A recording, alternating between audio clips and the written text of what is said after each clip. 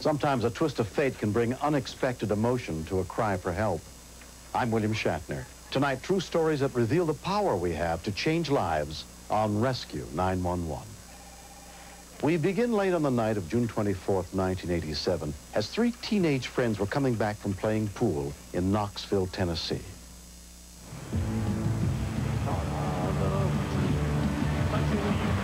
Well, what we know happened, one of the kids had a false ID, and they had picked up some liquor.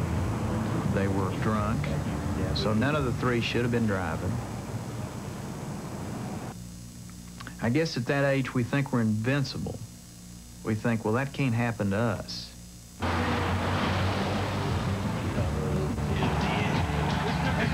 17-year-old Mike Faircloth was driving that night.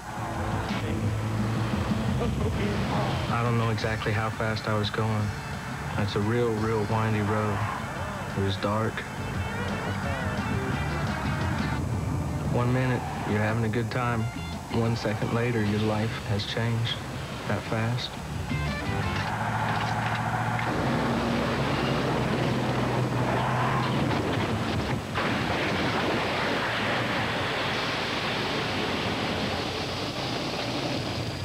Less than a mile down the road, Donna Davis had just gotten home from work. It was clearly a crash, and I thought, I'm going to go back there. So I got in the car, and I started driving back. Across the road from the accident, a neighbor called 911. And I got around the curve, and I saw the car, and it looked bad. The car had hit the tree head on, so the front of the car was smashed in, broken windshield, laying on its roof. I'd worked in emergency rooms, intensive care units, and my nursing background kicked in at that point. It looked pretty bad. The driver was unconscious. And in the back, there was a boy that was crying, screaming that he was hurt. And finally, the driver came to. And it was kind of slow, and he looked over to the side, the passenger side. And he said, oh, my buddy's hurt bad. And it just kind of took my breath away. I said, are you telling me there's another boy in this car? And he says, oh, this dude's hurt bad. I remember flashes. The car was crushed so far down that you couldn't see Trent at all. He was up underneath pretty much the floorboard. The next thing I know, I was out again. And I ran back to my car, and I had another miniature flashlight in my purse.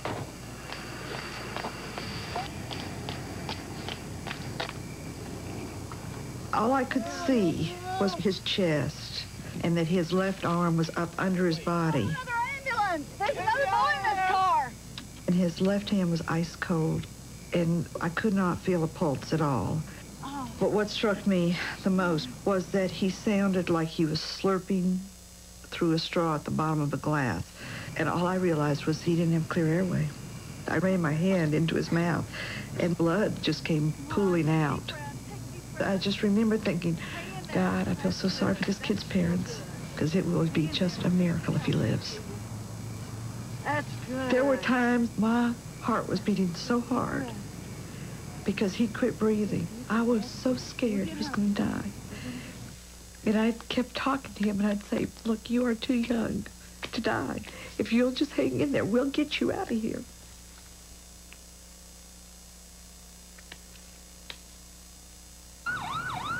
Within 7 minutes, members of the Knoxville Volunteer Emergency Rescue Squad arrived at the scene, led by Captain John Yu. The tree was down across the road. I parked on one side of that.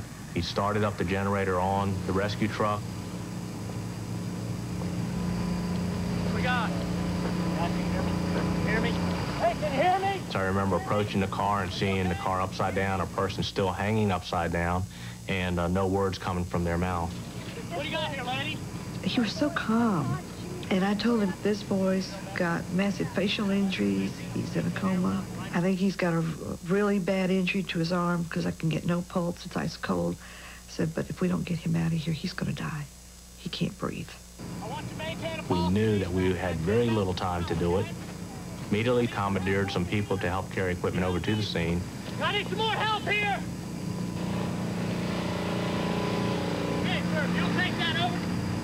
But we stabilized the vehicle and then immediately hooked up the jaws of life, started the generator.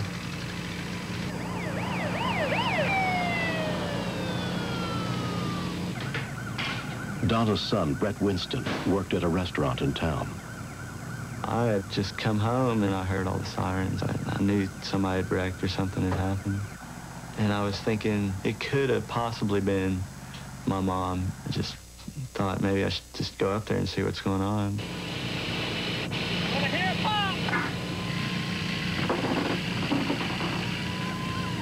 The first thing I see is my mom was over there by the car, so I just stood back.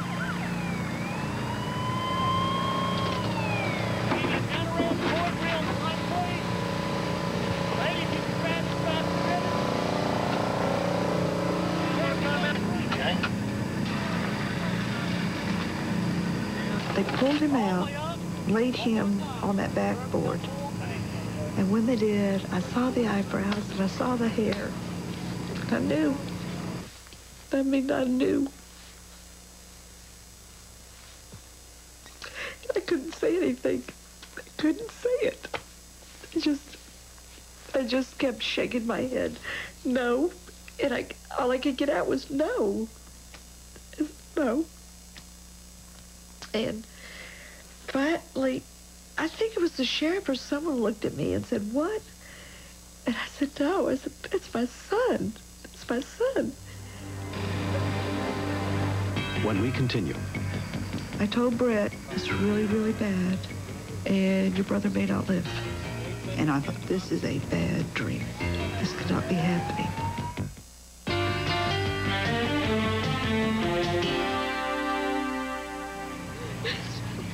Because of the darkness, Donna had not been able to recognize that the critically injured youth she'd been caring for was her older son, Trent, who lived with his father. And I thought, this is a bad dream. This could not be happening. And then it was, can we get him to the hospital alive? There we go. Good deal. All right. Okay, mask trousers, please. I told Brett, it's really, really bad, and your brother may not live. Yeah, he may not live. This is bad. You know. The other two boys had cuts, bruises, and some broken bones, but were not seriously injured. While Trent was taken to the hospital, Donna went to call her former husband, Jerry, and tell him what had happened. When I got that call from Donna, that was the worst moment of my life. She normally keeps her composure quite good, so she was in a real panic, so I knew there was some big-time problems.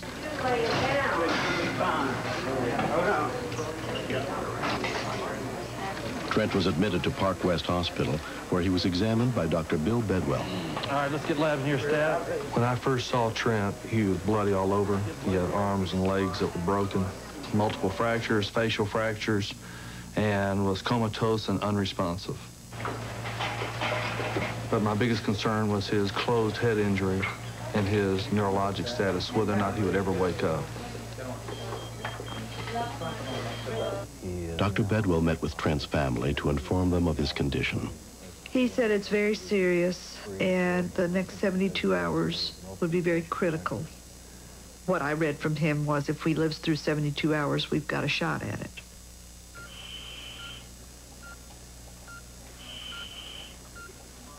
It's just a day-by-day thing. You just try to put out fires. You take care of the bone fractures. You maintain their airway, their breathing, their circulation, and you hope they can wake up and start breathing on their own.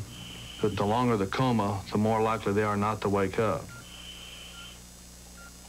As every day went by, it became harder and harder. But I could not leave that hospital.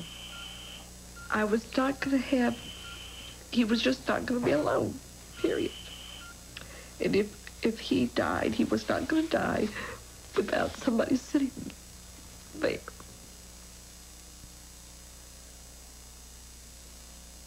Trenny, it's June 28th.